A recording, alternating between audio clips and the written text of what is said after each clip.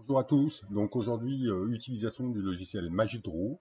Il est possible que vous le trouviez en fond d'écran donc de votre ordinateur, sur le bureau, ou alors s'il n'est pas installé à cet endroit, que vous n'avez pas de raccourci mis en place, il vous suffit donc d'aller dans la barre de navigation et de taper Magic Draw et de lancer donc le logiciel.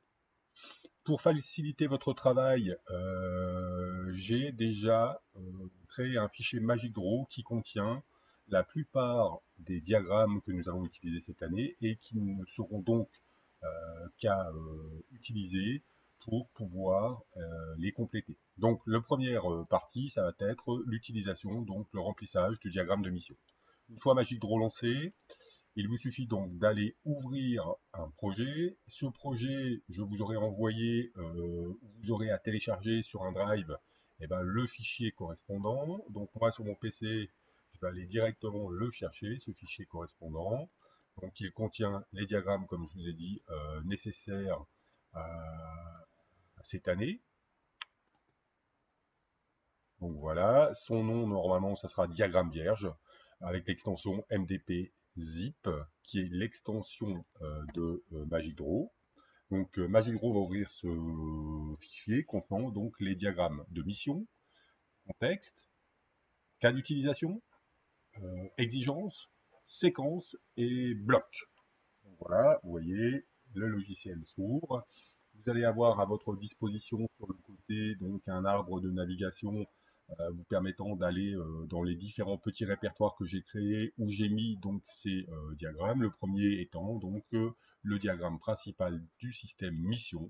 Et à l'intérieur, quand vous voyez apparaître, si vous ouvrez et vous étendez ce diagramme de mission, les différentes petites choses qui en font partie. Donc pour remplir ce diagramme de mission, rien de difficile. On voit bien donc le cadre qui est autour là, délimite donc le diagramme de mission. Ensuite, première chose à faire, c'est de fixer le nom du système. Donc si vous allez sur système à faire, vous allez soit vous cliquez dessus et vous remplissez le nom ici en lui disant par exemple, prenons un exemple, nous allons étudier un vélo, nous rentrons le nom du vélo, il vient se modifier directement ici. Si vous aviez double-cliqué également, soit ici, il y aurait eu une page de propriété qui s'ouvre, ou même ici, la même page de propriété qui s'ouvre. Une fois ceci fait, vous allez pouvoir remplir à votre guise donc la mission du système en venant donc cliquer ici en lui disant c'est se déplacer, la mission d'un vélo. Et puis la finalité, c'est avoir de la mobilité. Par exemple, je mets n'importe quoi. Avoir de la mobilité, excusez-moi, mobilité, oui, c'est ce que j'ai dit, etc. La problématique, le problème, pourquoi c'est arrivé, et puis un petit test descriptif des différentes choses que se déplacer avec de l'énergie musculaire, etc., etc.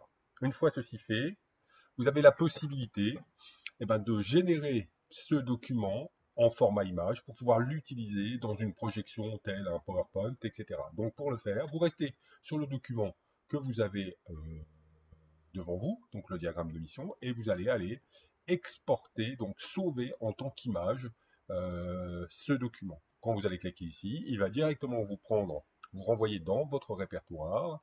Vous allez pouvoir choisir bien sûr le format de l'image que vous voulez, donc moi JPEG me va très bien.